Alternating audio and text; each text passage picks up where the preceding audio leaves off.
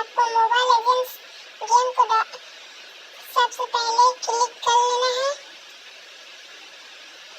मैं ओपन करता हूँ, चलो। और ओपन करने के बाद आपको ओपन कर लेना है। ओपन हो रहा है।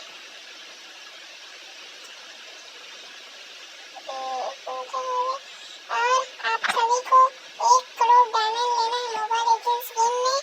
तो मैं कमेंट बॉक्स में एक लिंक दे रहूँगा, उसको आप क्लिक करोगे तो आपको सीधा ही आईडी डालने का ऑप्शन मिलेगा।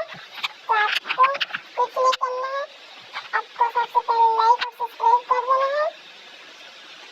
उसके बाद आपको अपना प्रोफाइल दिख रहा है, प्रोफाइल में कुछ नहीं करना, क्लिक बस करना है।